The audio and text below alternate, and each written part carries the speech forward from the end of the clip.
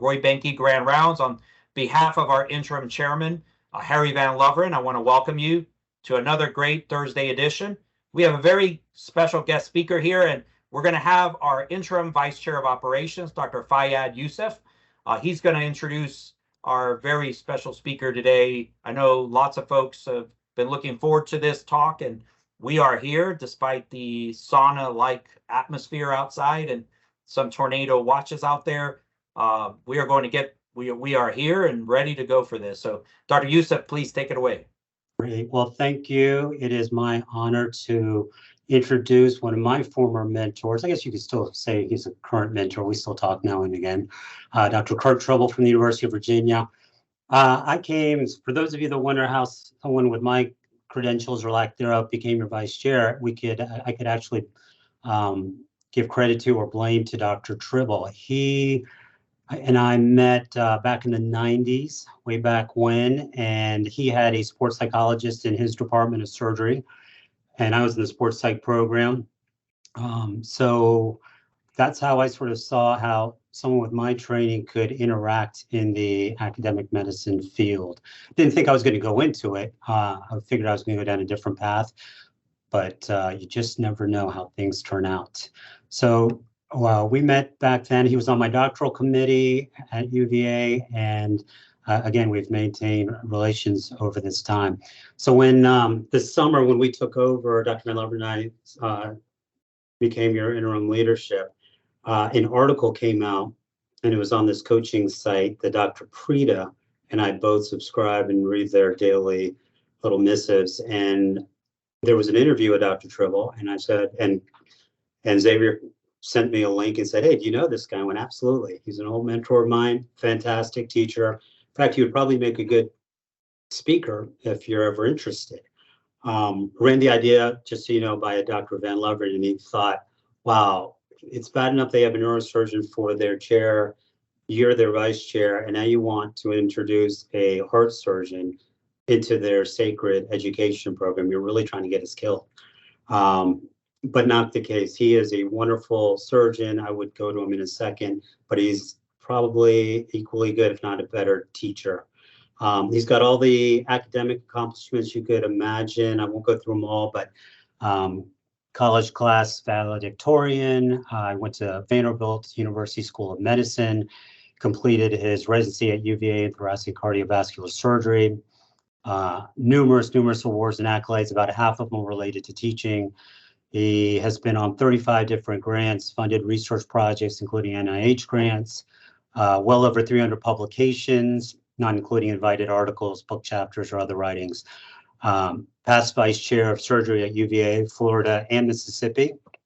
Past assistant dean for medical student education at Mississippi, and currently the professor of surgery, the David A. Harrison Distinguished Educator, and the associate program director for thoracic surgery residency at UVA.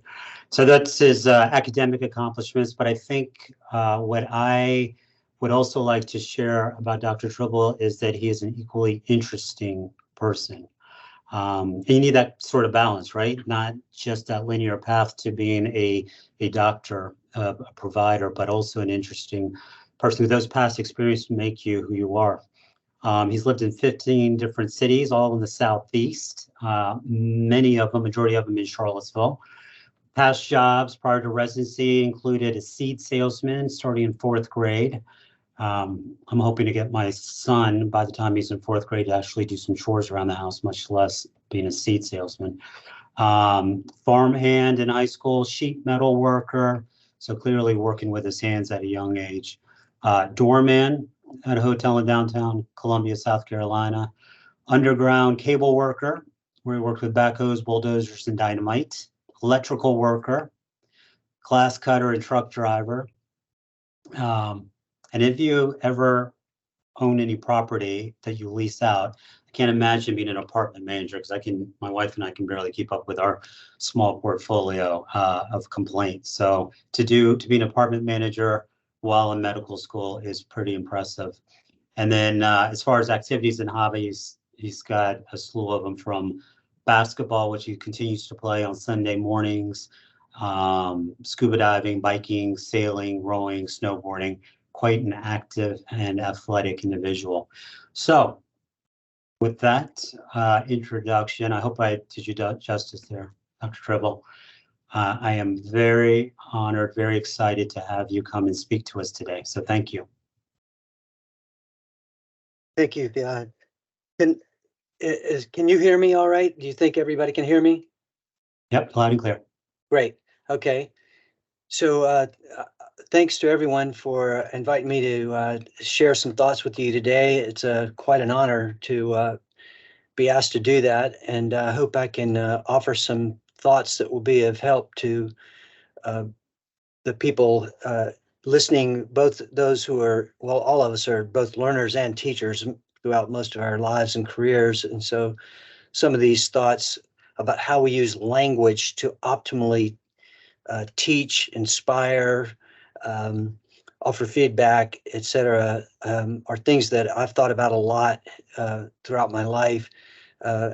As Fayad said, I was an English major in college, so I've been thinking about language and how people use it and the effects it can have, good or bad, good effects, side effects, bad effects, etc. So we'll talk a little bit about some of those things and offer some suggestions that might be helpful, particularly as we teach and obviously specifically in medicine. I will apologize slightly, just a bit, that some of these, some of what I'll have to say is a little bit more, maybe just a touch more relevant in surgery than it is in maybe non-procedurally based parts of medicine, but not much. I think most of these thoughts and suggestions will apply to any aspect of teaching and even outside of medicine for that matter. So with that introduction, we'll move into my slides here. And obviously part of what we want to do as teachers, both with our proteges, our students, but also with our patients and their families, and is to be effective in our speech and our language and our communication. And right off the bat, the first thing you want to ask yourself is, what do you want to have happen? And it's not to make yourself look good or sound good, but you want to have you want to think about what you want your effect to be, and then you want to be as good at that as you can be. And a theme in all of this is going to be that it's not just about the facts, but it's about how the people hearing what you're saying feel what you're saying. And I think we all understand is not just thinking, but feeling human beings, that how we process something at an emotional level that we're taking in is very important. So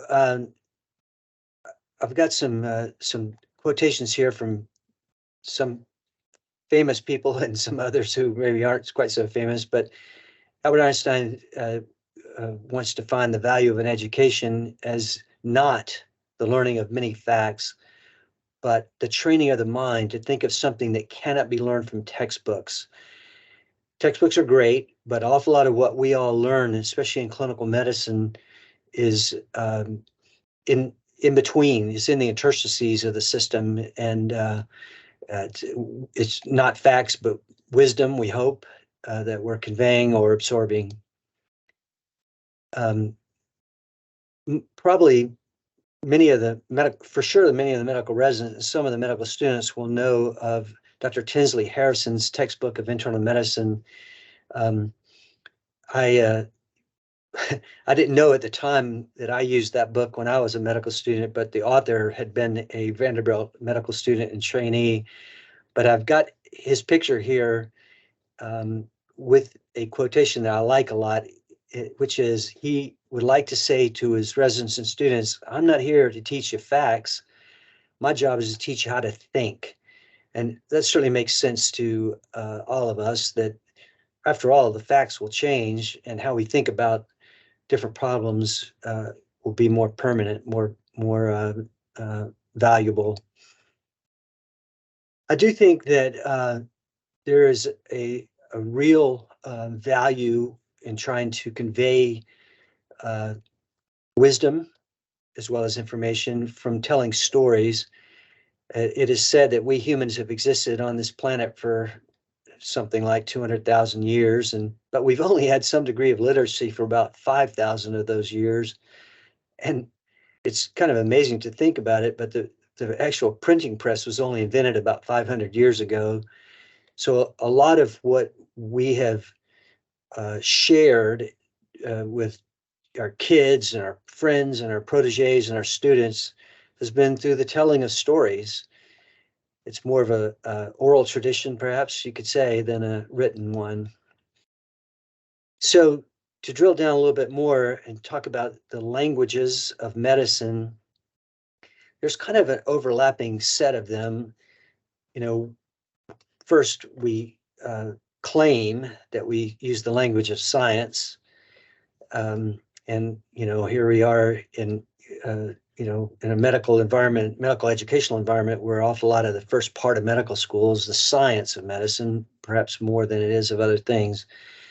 But as you shift into the more clinical years, clinical parts of training, there's more that you need to there are more nuances of language that are valuable, the language of performance. And of course, whether you're a recipient of that knowledge or one teaching or transmitting that knowledge, you want to be thinking about the optimal use of language for optimizing memory and learning. So let's talk about the language of science first. It is said that, of course, the language of science is precise or should be precise and not necessarily poetic. And some people will say that, you know, in the realm of conveying facts, like scientific facts or medical facts, there probably is one best way to say that. And they're, you know, putting in other nuances and poetic interludes may not be optimal. But also in the realm of scientific thinking and teaching, observations should trump statements. And that is, sometimes people will make a statement as though it's a statement of fact, and it may be a statement of what they believe, but in science, as well as in many realms, what we really want people to do is make observations. And if we're going to talk about those observations, whatever they are, the more concise and accurately we can state them, the more they'll be remembered. At the same time, I think we have to always have the freedom to doubt. Many of you will know the name of the Nobel laureate, Richard Feynman, and he, several of his books are pictured on the slide here, but I love this quotation from him. The freedom to doubt is an important matter in the sciences, and I believe in other fields. I think it is for us as well in medicine. And I don't mean we have to just not believe what people tell us, but we need to take each thing we're told or read, whether it's in a book, a textbook, or a journal, or heard on rounds, and ask in some way or another, you know, is that true? Is it valid?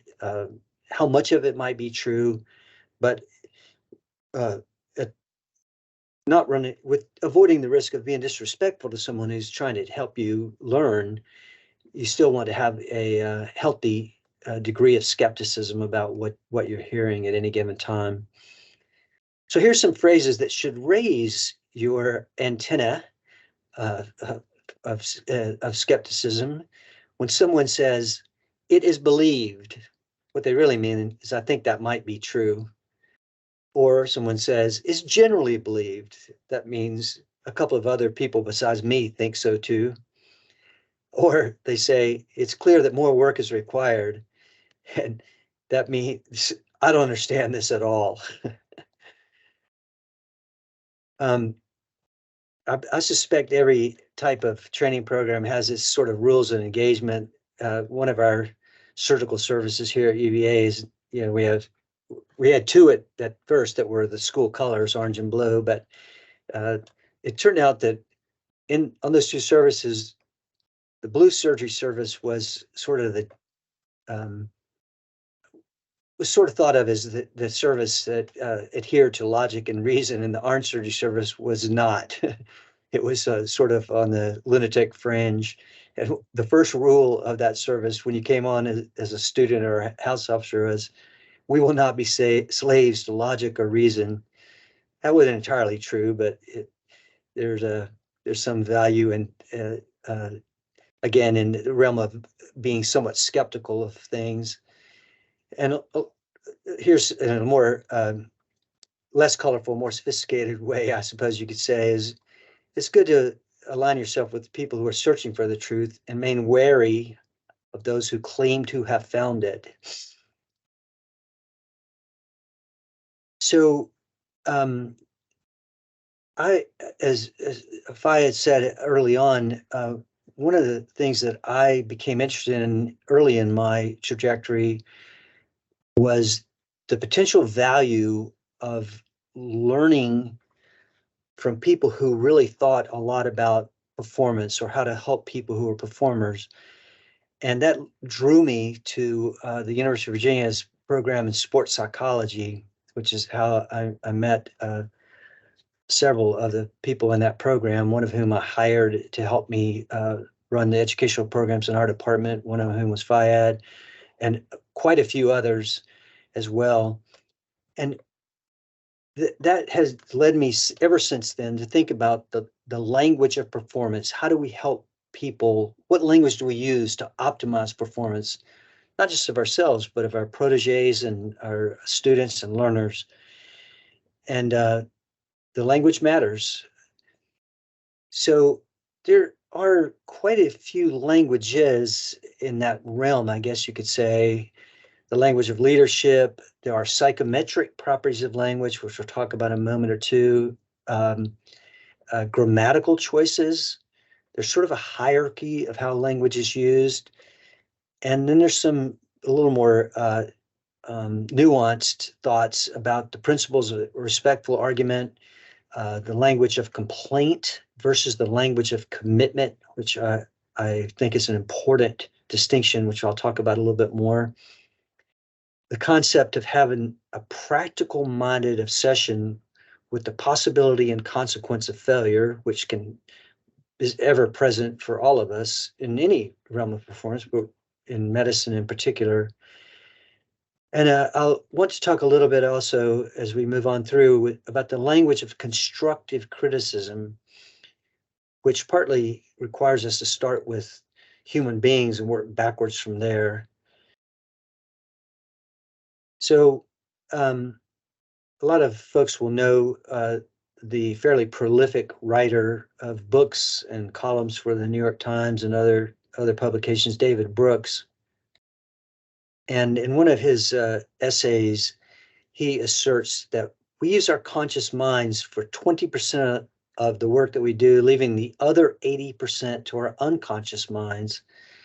So to some degree, in how we talk about what we do or how we talk to someone else about how they're doing or offering suggestions or feedback or constructive criticism, we have to be aware that often our minds aren't working at the conscious level or at the purely rational level, but at some deeper and perhaps more visceral level. These books that are pictured in the bottom of the slide were written by my friend that I mentioned a moment ago, Doug Newberg, that Faya knows well, was part of that sports psych program here at UVA. And part of what people who think about helping performers, which again really includes almost everybody, have said, and Doug wrote this in one of his books, everyone is really good at something, whatever that might be, aligns both the conscious and the unconscious parts of our thinking and of our minds. And I completely agree with that. There's a language of leadership. Obviously, there's a little bit maybe a little bit more of that that we teach for, say, the primary surgeon in an operating room. But for most part, all of medicine is a team sport more than it is just single warrior combat. But still, often there are some folks who may define the tone of discourse. And I really like the idea that our leaders should demonstrate optimism and commitment. Most people, or many people, will know the name of a fairly famous heart surgeon, Denton Cooley, who is said to have done more heart operations than any other person, and probably in not only in history, but it probably won't be replicated because of the way he managed his practice at the Texas Heart Center in Houston. But I like this line from one of his books. He says, "To maintain the necessary esprit de corps," he's talking about for, say, an OR team or a team caring for a patient, not just in the operating room, but perhaps on the floor in an ICU. The leader of that team should provide leadership and commitment, and it should be evident. And that leadership and commitment to each patient should be the priority. The famous football coach from the 50s and 60s, Vince Lombardi, has a somewhat similar or a related comment, which is the difference between a successful person and others is not a lack of strength or knowledge, but a lack of will. And the way I would interpret that is we, to some degree, whatever our circumstances are, we get to choose some of this. We get to choose how we react to situations. We get to choose how we treat people. And I think sometimes that requires not strength and knowledge, but more of a understanding and setting a good example and giving honest and feedback with a degree of care and concern. I read across an article by this guy, Jason Warnick, at some point back, and he was writing about the psychometric properties of language, which fascinated me.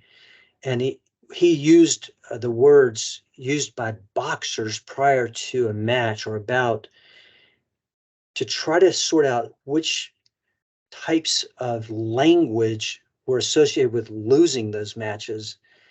And he said grammatical nuances, that is, not being as direct in your comments or your speech, using third-person plural nouns like they, impersonal pronouns, the past tense, and tentativeness were all associated with losing.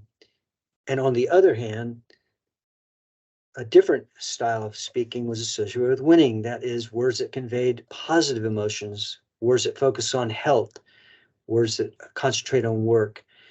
And of course, if we drop back from boxing to talking about what do we want to have happen in our medical, educational, and environment, and that of providing care, we want to win, but not at a personal level. The winning would be defined by having our patients do the best that they can and having ourselves and our proteges learn the most that they can. We want to create that environment. So I like this idea of thinking carefully about the words that we use so that we do convey positive emotions and focus on the health of our patients and ourselves along the way. I ran across this book by Miles Edwin Lee several years back, and I dove right into the book, reading the stories he was telling before I read the introduction, and it immediately struck me that the whole book is written in the second person. That is, he says, "You did this. You're driving your car. You get paged. There's a code in the ICU. You go there." And what I read almost all the stories he told before I read how he in the introduction said, "I'm going to use the second person because it involves the listener. It helps the listener, challenge the listener to feel the situation more acutely. It doesn't feel as abstract. It puts you just to emphasize that point, in the center of what's being done. And I think we can do that in our own teaching and et cetera. Like, what would you do? Or this is what's happened to you and your patient. What will you do now? I think if I had mentioned I was an English major in college, so I had to read this book over and over and look at it, The Elements of Style by Strunk and White. It's a pretty famous book for people who have to write in that environment. But one of their assertions is that using the active voice demonstrates the taking of responsibility. So these comments on the side here are using the passive voice. Mistakes were made instead of I made a mistake. Stuff happens instead of I should have done better. Or this is one of my pet peeves. A resident will say when they're tying a knot, the suture broke. And I'd say, no, you broke the suture, and you should have said, I broke the suture. But I think using the active voice in the first person it helps people take responsibility for what's been said or what's been done or what is going on. Malcolm Gladwell and Atul Gawande are popular writers that most people know. Dr. Gawande is actually a surgeon, and in one of his articles, he was talking about the idea of moving from a culture. Again, this is about language as much as anything. Culture of cowboys, that is independent practitioners or people who are solo warrior combats or whatever, to a culture of pit crews, which is much more. And he asserts, and I agree, that that's much more the way medicine should be practiced, whether it's in a medical ICU or in an emergency room or in an operating room. Gladwell, in his book Outliers, tells a story of how it turned out that the Korean national airline had a much higher crash rate than most or maybe any others in the world at the time. And nobody could figure out why that was. It wasn't a mechanical thing. It couldn't, they thought the training was similar. And somebody stumbled on the fact that the Korean language itself is more hierarchical than most. There's more of a, I guess to some, maybe an everyday conversation, it could be more polite or more respectful or whatever. But when you're about to run into a mountain, the co-pilot does not need to preface the command to pull up now by saying, most honored captain, I think the mountain is coming up fast or something like that. And what they did that changed that trajectory was they switched all of their language for the Korean pilots and the people in the control towers, et cetera, to English, which I never heard this asserted before myself, but it turns out that English is probably the least hierarchical language in the world. There's less honorifics and there's less, it's more direct. And I think if we extrapolate that back to our setting of medicine, practicing medicine, medical education, that sort of thing, is taking down hierarchical barriers is a good thing. And I mean, there have to be some times. I mean, if I'm running a room, operating room, and I tell somebody I want something done, I don't need to be rude or abrupt, but I need to be direct. I need to be accurate, and I need to say that whatever it is I want to have happen in as a succinct, correct, accurate, and economical way that I possibly can. Occasionally, though, there's room for argument, and this guy James P. Shannon became well known enough about writing about leadership and how people could conduct respectful arguments that he created this Leadership Institute. I don't know much more about it but I've read his book, and these quotes are from that. And he said that a mark of an educated person's ability to differ with another without becoming angry or sarcastic or discourteous.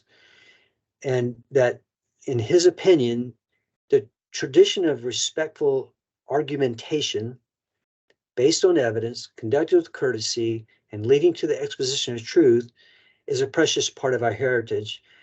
He has no, Dr. Shannon, as far as I know, has no medical background, but we could certainly agree that that's the tenor of conversation that we should be having with each other, not only up and down through a team of, the hierarchy of a team, but also with our consultants and collaborators and throughout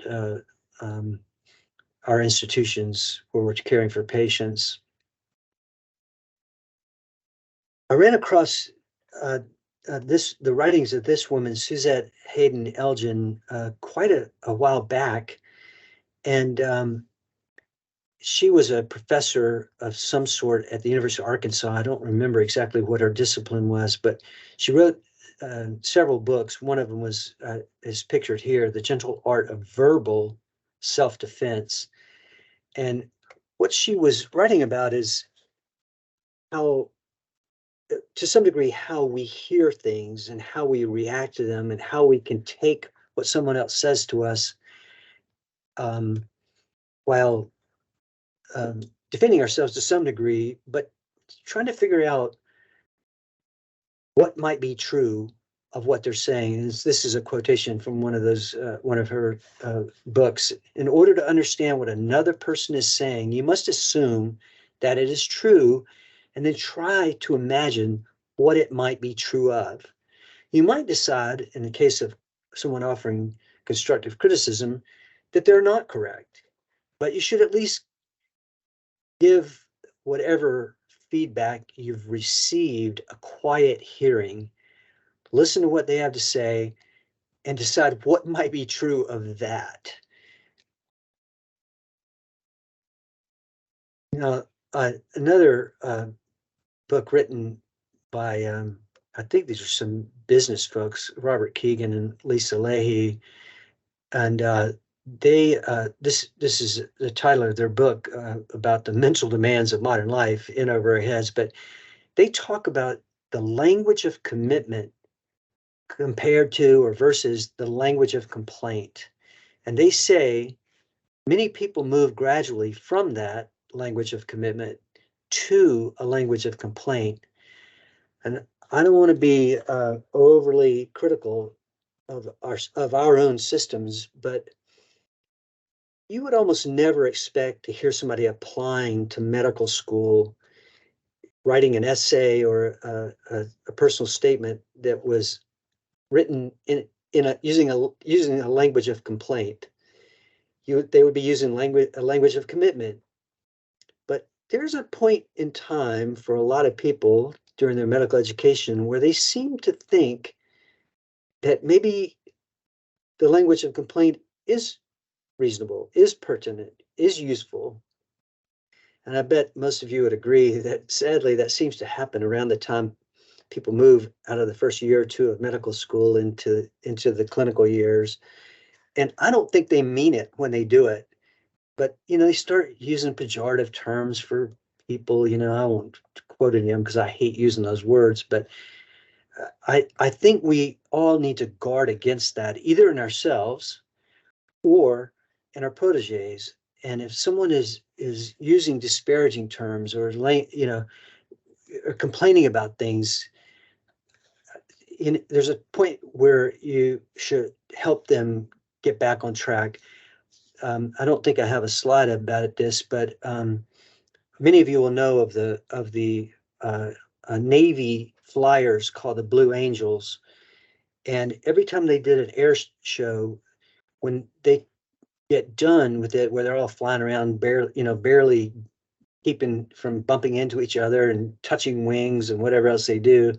It's pretty choreographed and precision flying, all of which is interesting and fun to watch, and this and that and the other. But somebody sent me a DVD of their debriefing at the end of each air show, and each person would talk about what they learned or what they could have done better, and they would preface their comments by saying, "It's a privilege to be here. It's an honor to be part of this team." And then they would go on to talk about what they thought they could do better. And I suppose sometimes maybe what all of them together could have done better, but it's not acrimonious. It comes from a place of commitment and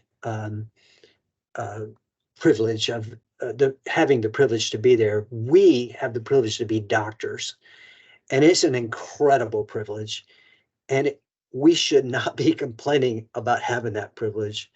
And I think we all need to guard against that as much as we can. I'm not necessarily meaning grabbing somebody who starts complaining by the shirt collar. I don't mean that. I'm talking about talking to ourselves. Try to say positive things instead of negative things. An example of that that might be a little more pertinent to people who are getting paid for their work, like my faculty colleagues and me, is I learned from one of my friends, John Molo, who is a rock drummer. He grew up in Virginia and was the drummer for Bruce Hornsby's band, and he's also played with the Drum Nation and the Grateful Dead and some others. So he's a pretty well-known rock drummer. But one day we were traveling somewhere together. I've forgotten exactly where, when, or why. And out of the blue, it was just, we were just listening to music or something. And out of the blue, he said, "Curt, I just think I have something I want to tell you that I think you'll like." He said, "It dawned on me a long time ago that I play the drums for free and I get paid to travel." He said, and he's married, he has a daughter, his wife's a nurse. He hates being away from home, but he has to be. And he said, "I like to think of getting paid for the part of my job that I don't like." And I thought, I would love that idea. And I would go around and say, "I see patients in clinic for free. I do consults for free. I talk to patients, their families for free. I operate for free. I get paid to do the stuff I don't want to do, which is like paperwork or go to meetings that would make me want to poke my eye out with a pencil." But I think some of these ways of thinking can help us feel better, perform better, and help keep those around us in a good, and perhaps you could say proper frame of mind. Now, I want to shift over to thinking about how we analyze things that maybe did not go the way we wanted. And I was given the book that's in the lower right part of that slide, Forgive and Remember by Charles Bosque, when I was an intern. And I had never heard, I didn't even know about the Morbidity Mortality Conference system that I was being exposed to once I started my residency. I asked at my own medical school, I asked some people, I said, "We never went to Morbidity and Mortality Conference. I never even heard of it." I said, "Why not?" They said, they didn't let the medical students go because it was so mean. They thought we'd all, hate the idea of surgery or something. Maybe they did us a favor because I decided to go into surgery, obviously. But what Bosque was a writer. I think he maybe wrote for the Atlantic or New Yorker or something like that, and he decided he wanted to go out and write about some hierarchical system. And he thought about Indian tribes and the military and maybe some business situations. And somehow he found himself immersed in and lived in and worked in and made observations in a residency at the University of California at San Francisco. And what he was most impressed with, it's kind of one of those things where you think you're going to be impressed with something, and then something else really catches your attention in an important way. He thought he was going to study the hierarchy of the residency, but he said for him, what he saw was how they dealt with things that either might or did happen that were bad, the possibility and consequence of failure. And so what he took away from his observations was that more than technical skill or smarts for the surgeons, including the trainees, what was necessary was to have that practical-minded obsession with the possibility and consequence of failure. That thought was resuscitated 20 years later by Malcolm Gladwell in an article he wrote in the New Yorker, and Malcolm also was captivated by that thought. So, what does a practical-minded obsession mean? It means you've got to have some approach that makes sense for analyzing things. One of the things that's part of that is learning the language of constructive criticism. A famous quotation from Abraham Lincoln was, "You have the right to criticize if you have the heart to help." And that is, of course, if we're teachers or peers or just talking to ourselves, we want to optimize the lessons of each experience that we have, even the good ones. I mean, we don't learn just from things that don't go well. We learn from all things. And importantly, we want to search for those lessons, but not necessarily for the guilty, whoever that might be. And if we're the ones giving that feedback, we should try at least to offer those lessons to whoever we're talking to, our proteges or our students, or maybe our colleagues, or maybe even ourselves, with some degree of grace, dignity, and respect. And of course, and I'm emphasizing that because that's the most likely way that it'll actually work. It'll take if you do that.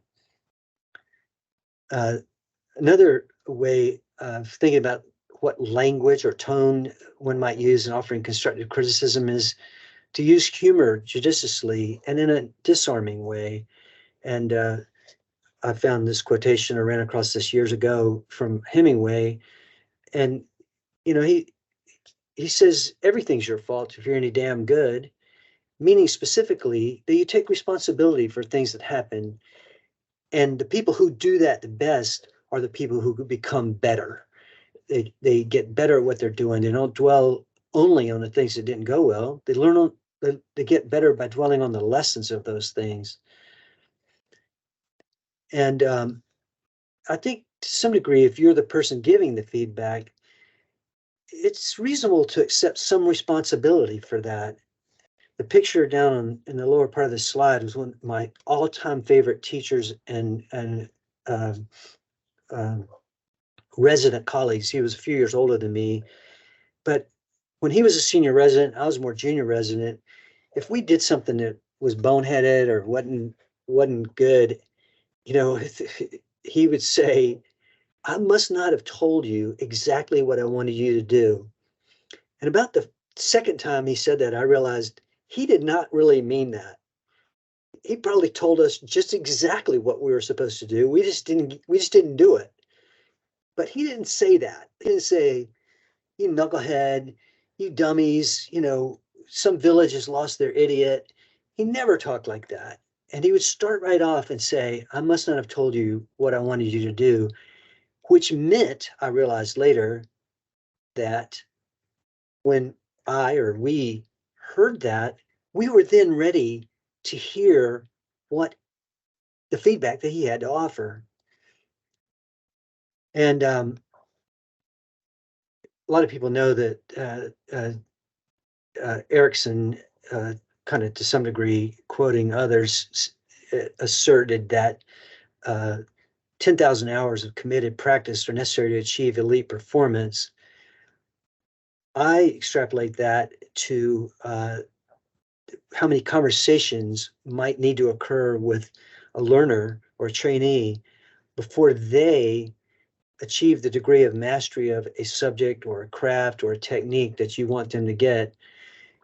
And I like emphasizing that we should never expect anybody to necessarily get, especially if it's a complicated lesson, to get it all at once. We may need to have that conversation, not just over and over, but in different ways and in different environments, in different situations. And, that's why medical school is 4 years, and a lot of residencies are 3 years or more. And our surgical, I had 7 years of training before they let me start wielding the scalpel on my own.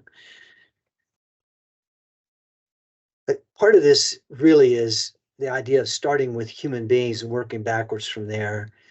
And so, truth be known, if we're going to offer constructive criticism to teach or correct an action or a belief, the person hearing that the first reaction they're going to have could be described as one or analogous to grief. That came to my mind years ago because Elizabeth Kubler-Ross was actually a faculty member when I was a resident here at the University of Virginia, and I got to know her. I'd heard about her writings about the stages of grief, and a lot of that, as y'all probably know, really did have a lot to do with what her book is entitled, On Death and Dying. But it occurred to me that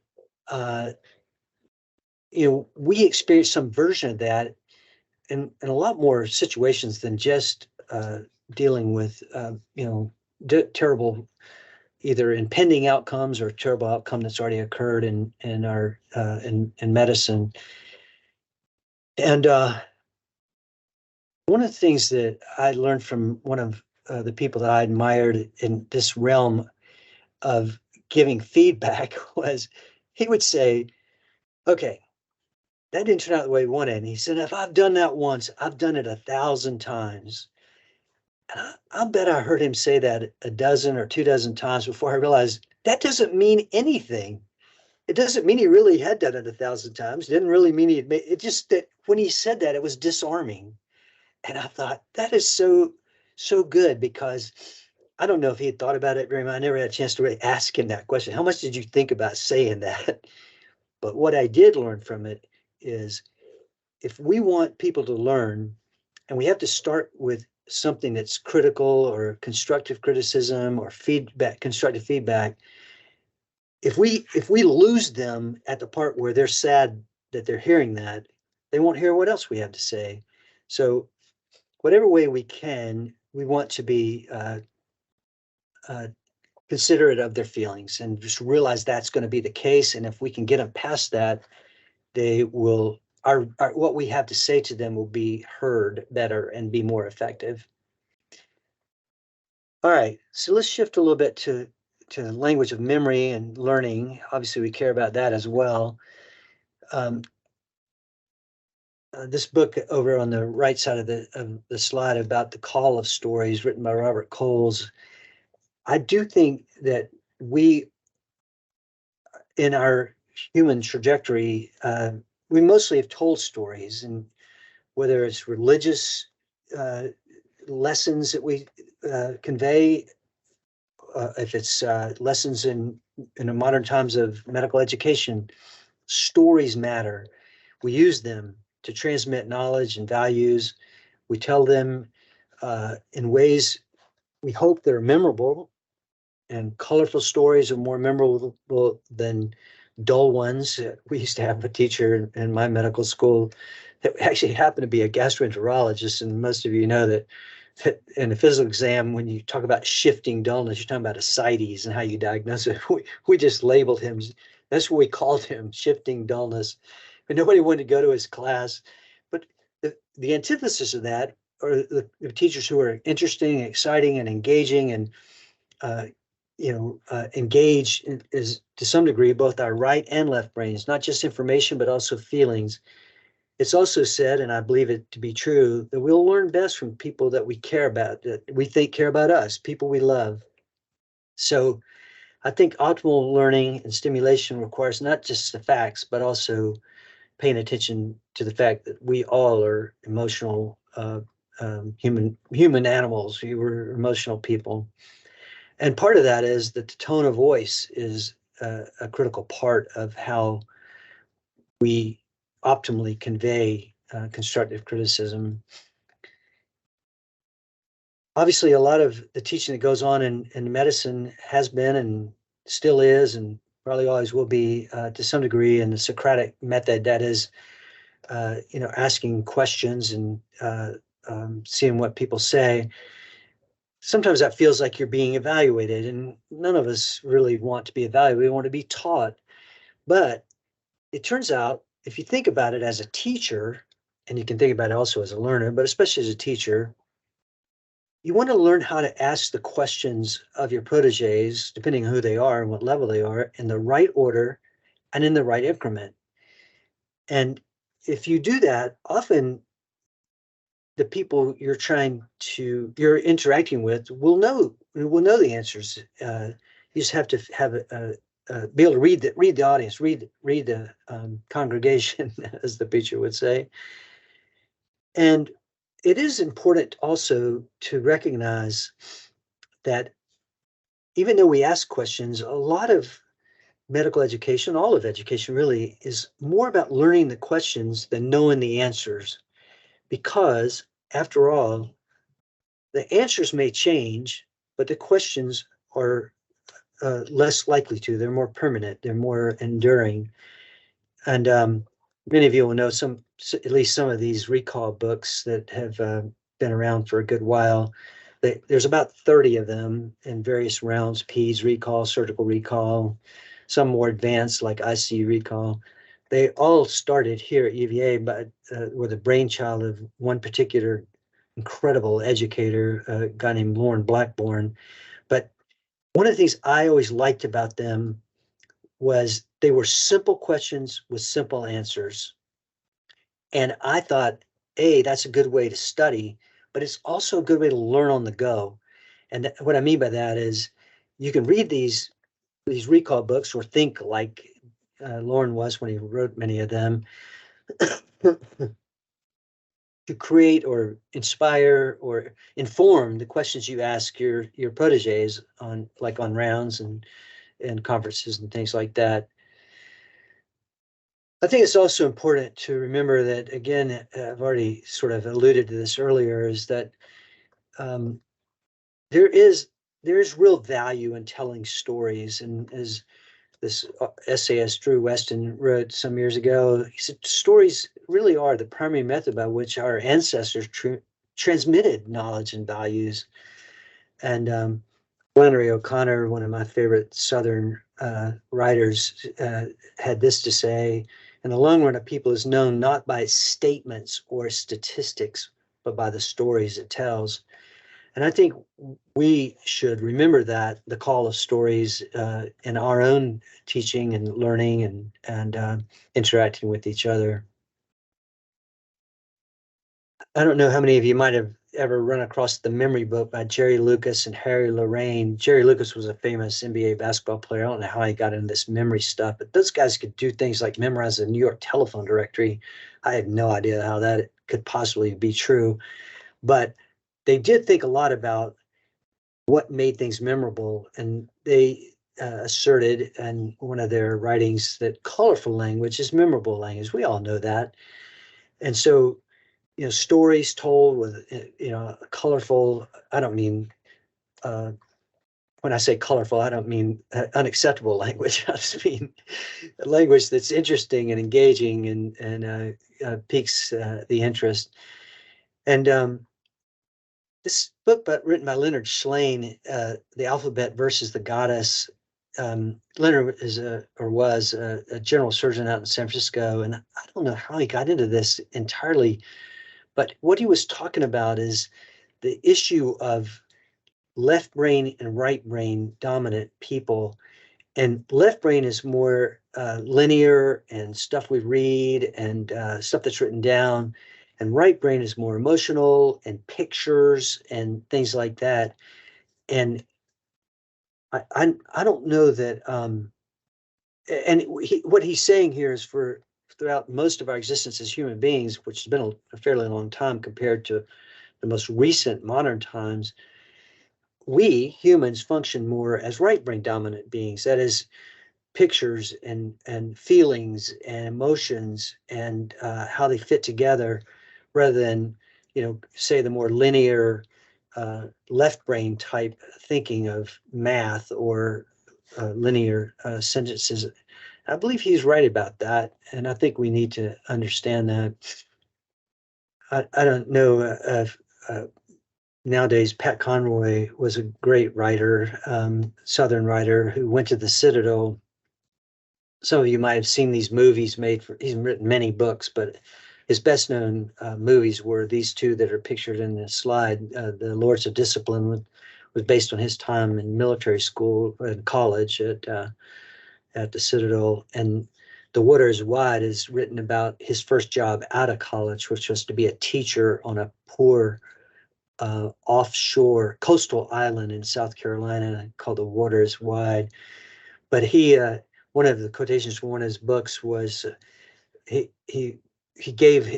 would sometimes he's writing along, just be, kind of the facts or what he remembered about something. Occasionally he'd veer off into just a reflection. I love this one. He said, great teachers had great personalities, and the greatest teachers had outrageous personalities. I preferred a highly oxygenated atmosphere. I wanted my teachers to make me smart. Bad teachers don't touch me, and the great ones never leave me. Now, to some degree, in the modern times, we have to be a little bit careful as teachers about how outrageous we are. I mean, there is a balance between being outrageous and being engaging. If I were saying this myself now, I'd say they had engaging personalities, perhaps, or as opposed to outrageous ones. But I do think that what he's onto something here, and we all kind of know it, that the people that are the best teachers are the ones who inspire and create emotion, hopefully good emotion, in their learners. And sort of flipping that on the other side, Kent Trinkle is a good friend of mine from San Antonio, University of Texas at San Antonio, and once someone was asking, he's known to be a really good teacher in his school and in the residencies that he ran there, and someone was pushing him, how do you define, how do you recruit good teachers, how do you support them, how do you create them, how do you inspire them? He says basically the only reason you should have or get to teach students or residents is that you want to do it. That makes some sense, right? But I like this follow-up line. He says, first you have to give a damn, and second you have to show it. And I think that he's right about that. People learn best from people that they love, as David Brooks wrote, or as Walter Penfield, another medical essayist, says, that what a great teacher does is to make it possible for students to share their teacher's own enthusiasm in the pursuit of knowledge. And at that point, learning can hardly be prevented, which I firmly believe is true. And Frank Spencer became sort of, from a distance at first, a hero of mine. This lecture that I have listed here, the Gibbon lecture, each year one person at the biggest surgical meeting in the United States every year is the American College of Surgeons, and they have one lecture that's called the Gibbon lecture. Dr. Gibbon was the person who invented the heart-lung machine. So one year they had invited Dr. Spencer to give that talk, and it was published in some journal or another. And my father, who was a surgeon, gave me this transcript of it, and it is still one of my favorite. Now that it's printed out as sort of, I would call it an essay more than just a talk. But one of the things Dr. Spencer really harped on was and these are quotes from his essay or from his speech, which was printed out, as I said. Effective teaching will always blend intellectual and emotional factors to optimally stimulate the person you're teaching, a fact associated with emotion is retained much better than when it's not associated with emotion. I think most of us know that. And I think when we can get people to hear something, even, facts or principles in the context of something that they are feeling, that they know about.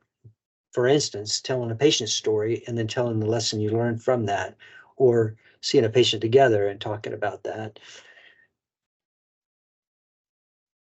In a similar point, it was made by this woman, Wendy Levinson, and she's talking about the tone of voice. I could tell a long story about this, and I won't because I know we're pressed for time a little bit.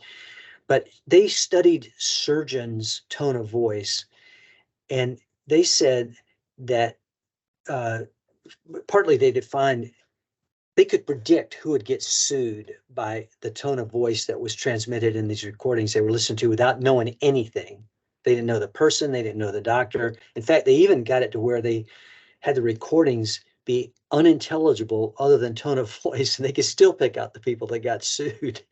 And I thought, that's just amazing. But if you ratchet back to what we're talking about here, in teaching, learning, etc., you want to have a tone of voice with whoever you want to influence: patients, families, students, residents, your family, for that matter. And in that way, I think the art of healing can overlap with the art of teaching. I don't know how many of you might know about the Foxfire Project, but this was a project by an English teacher at some small a town school in Appalachia, where he got his students to go interview the people and where they lived and write down what they had heard. And I heard about this and I thought, I wonder if they had anything about faith healing in this. And I went to Barnes and Noble and found this book. And yeah, they have some good stuff in there, like how to dress a hog or build a log cabin. But if you look, it's a little bit small on the photo of the book cover. But I really wanted to find out about faith healing. I wanted to read about moonshining too, but I wanted to read about faith healing. And here's what they said. Here's what they wrote. The faith healers, the healers with whom we talk, were quiet, simple, strong, and sure. They work with their neighbors when asked to help, and they responded as a gesture of friendship and concern. And I love that line about doctoring, but I also like the way it can apply and overlap with the art of teaching. If you could say that our proteges, whoever is doing the teaching, if we are speaking to them, talking with them, responding to them with friendship and concern, teaching will happen. So to wrap things up, we got one more UVA picture of the lawn. I won't bore you with that. Reynolds Price, in a book called The Tongues of Angels, said, as I was lying there, I knew for the first time the old teacher's frustrations. Just as you cut a little path in the wilderness, you look up and they're gone, and you hadn't even told them the most important thing, which assumes, of course, that you knew it. And I think for most of us as medical educators, that rings true. Maybe we didn't get it. But I want to conclude with this. I won't read the whole quotation, but this book, Boy's Life by Robert McCammon, is actually an otherwise unremarkable book. But I love the beginning of it. And he's talking about kids playing outside and things like that. And he says, we all start out knowing magic, and we're born with whirlwinds and forest fires and comets inside of us, born sing to birds, read the clouds, see our destinies in grains of sand. But then we get it educated right out of our souls. We get it churched out, spanked out, washed out, and combed out. We get told to get onto the straight and narrow. And I think that can happen in any educational environment. It can happen in medical educational environments. And I think we should preserve that magic that everybody, all of our learners and our patients and everyone else in our system brings to the environment. So to summarize, I believe that we must treat everyone, our patients, our students, our residents, each other, ourselves, with dignity, patience, and with trust. We must be connoisseurs of the language that we use in trying to teach and heal and treat people, both our learners and our patients. There is usually one best way to say something. And if what you're saying isn't working, you're trying to tell somebody what to do or then you try saying it some different way. And most importantly, language has the power to inspire, to teach, and to heal. So the way we talk will define how effectively we teach, I believe fervently. So the last thing I'll show here, last slide, is I had this article upon which these thoughts are, well, I actually gave the talk before I wrote the article, but if someone wanted to look that up, you can read a longer, more formal version of what we talked about today. All right, that's all I've got for you. Thank you for your attention. It's a privilege to have been able to share this with you.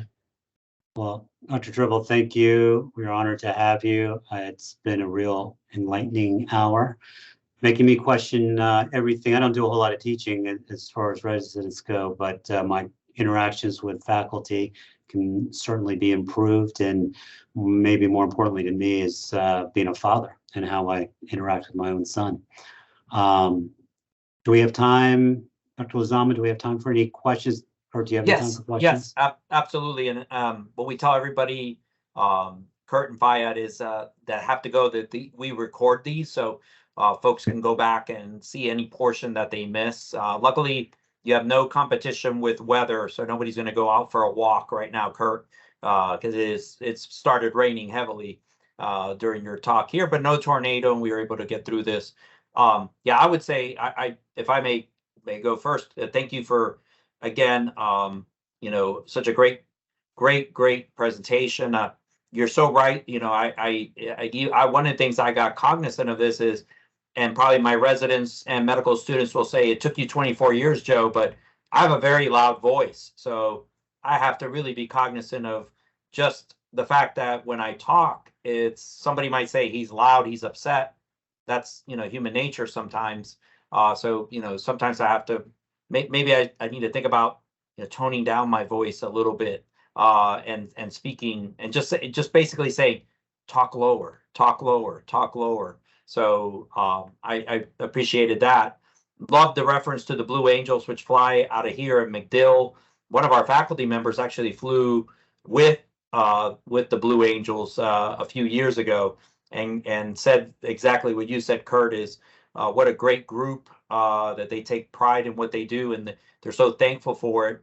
And I go back to what I tell my medical residents, and I tell the medical students this as well, is the first thing you do every day when you're walking in a hospital is say, what a joy that I get to do this, right? What a joy that I get to walk in and do this for a job.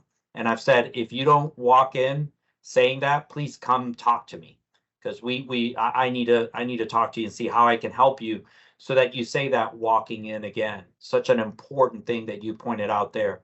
And I gotta say kudos to putting up Bruce Hornsby in the range, and bringing that up, because of course one of their best songs is "That's Just the Way It Is," so very similar to your title.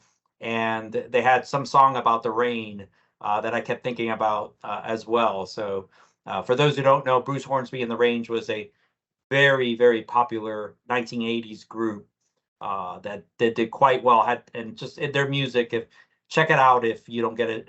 If you've never heard them, listen to their music. I think you'll like it a whole bunch. For those of the 90s, very Sister Hazel-like in some ways, and very relaxing. So, but let's take any questions. Yes, absolutely. Let's see who's out there with any questions.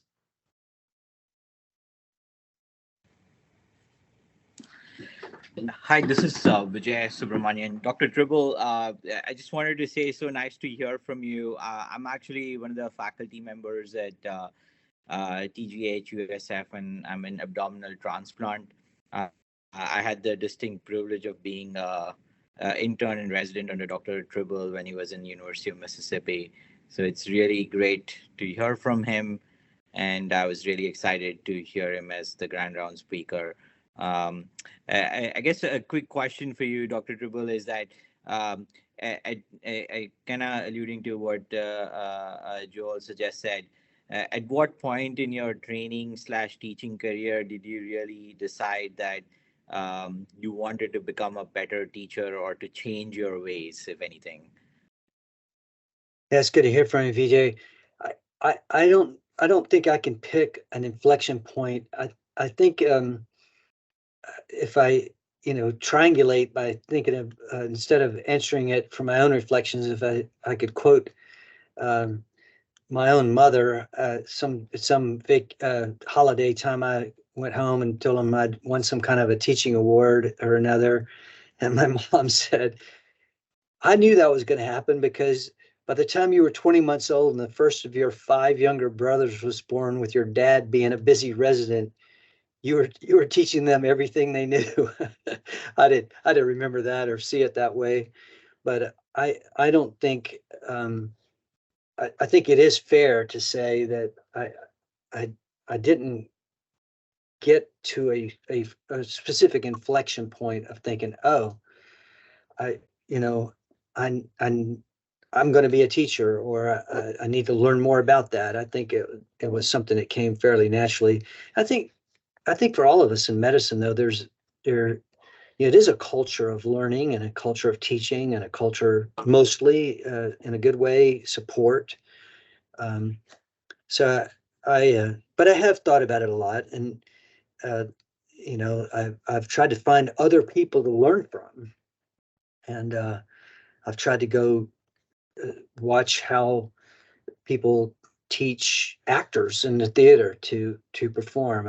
I've talked to coaches. I've looked outside of medicine for uh, um, lessons. Sometimes things you could read that others have written. Sometimes you get to talk to some of these folks and learn from them. But I'd like to think of myself as a lifelong learner, and occasionally I could figure out how to put it into plain English instead of pig Latin to convey it accurately to some of my proteges and students and residents, etc.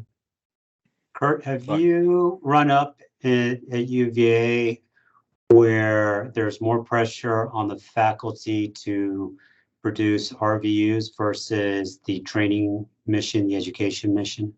And if so, how have you overcome that?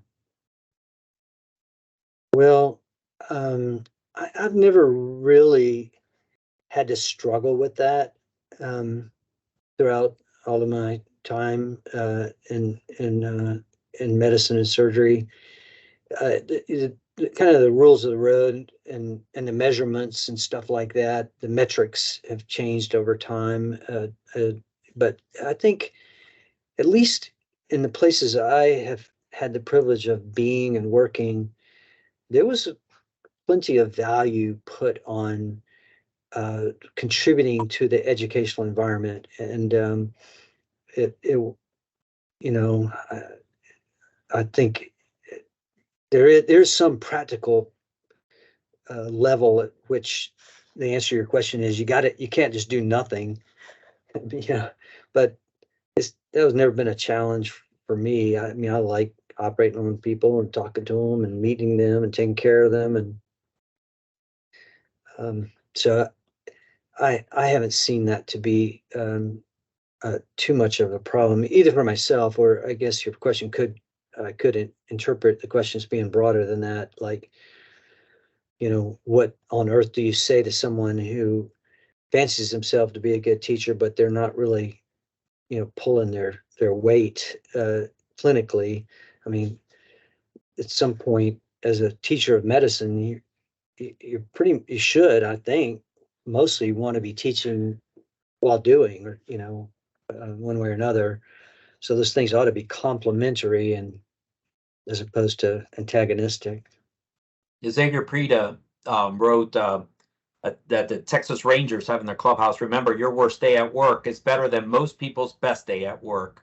With the Rangers advancing to the ALCS to face the Houston Astros.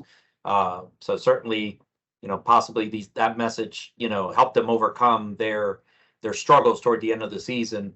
They lost the division, but bounced back to sweep the Rays and the Orioles. So us Rays fans are, regretting the Rangers motto. So, but we had a comment about the Harvard Macy Institute program for medical educators, and that very inspiring faculty from the Harvard Business School were there. So really, to your point of a lot of times the best lessons come from, for those in medicine, for us in medicine, come from those maybe outside of that realm. And Fayad has certainly given us a lot, of experiences. As I hearing his story of how he entered into Dr. Van Loveren's department. I'm always fascinated by that. So, but I really love your point as well of, yeah, I think you're right. The stories we tell are so important. Even the stories that we choose to tell, I think, are very important. Because I think sometimes I've heard, I've heard from some of the residents that in the past, some faculty maybe did not choose the most inspiring of stories to discuss. So I think we as faculty really have to find those stories that inspire. And you're so right, Curt, because I remember, if I look at my mentor up here, Will Harris, who was chief of medicine at the VA and a key cardiologist at USF for many years. What I remember from Will is not all the hours he worked in his office, but all the great stories that he told about patient care, and about how they started with the Swan-Ganz catheter, where he trained, and their experience with it, and how they made many mistakes in how they first started using the Swan-Ganz catheter. So really, to me, other reflections to give back to you that I really enjoyed from your talk. So, all right. If there aren't any other questions, I know, Dr. Tribble, you've got patients and to heal and students to teach. I think everybody else has got to get back to work here. Thank you. Really, really very grateful for your time and your wisdom. My pleasure. Right. And thank you, everybody, for joining us. So see you next Thursday. Thanks, everyone.